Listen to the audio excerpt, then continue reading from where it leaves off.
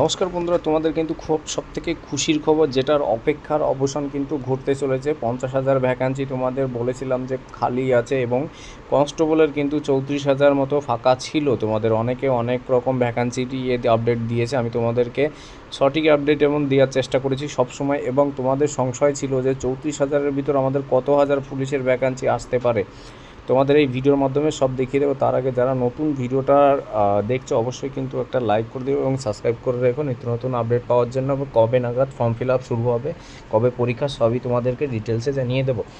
তো প্রথমত দেখো, তোমাদের কিন্তু 20,000 ফর্ম ফিল আপ হবে। প্রথমত আমি তোমাদের দেখিয়ে দিচ্ছি, 20,000 ফর্ম কিন্তু একবারে বেরোবে, একবারে। এবং বয়স সীমা কিন্তু 5 বছর ছাড় পেয়ে যাচ্ছ। এখানে জেনারেলদের কিন্তু 35 বছর ছাড় আছে, ঠিক আছে। জেনারেল কিন্তু 35 ফর্ম ফিল আপ করতে পারবে। তাই যারা, আমি অনেক আগের থেকেই সবাইকে সতর্ক করে দিয়েছিলাম, তোমরা পড়াশোনা যারা রিভিশন করার দরকার রিভিশন করে নাও, এবং যারা ছেড়ে দিয়েছিলে আশা যে আমাদের বয়স শেষ হয়ে গেছে, তারা কিন্তু আবার রিভিশন শুরু করে দাও।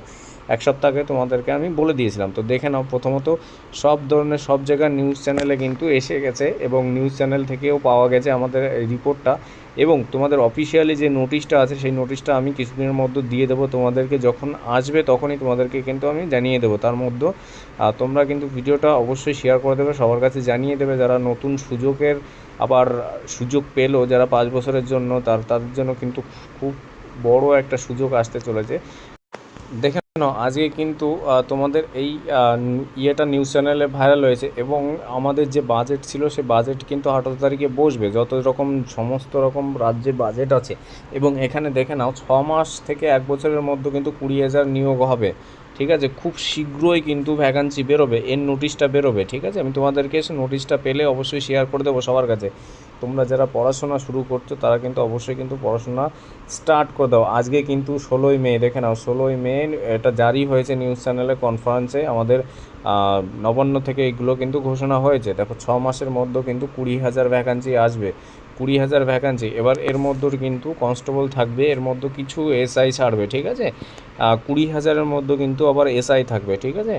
আর দেখা গেল 16,000 15,000 মতো তোমাদের কনস্টেবল থাকবে, এবং এর ভিতরে বা 3,000 4,000 এরকম থাকবে হয়তো এসআই সাব ইন্সপেক্টরদের, ঠিক আছে।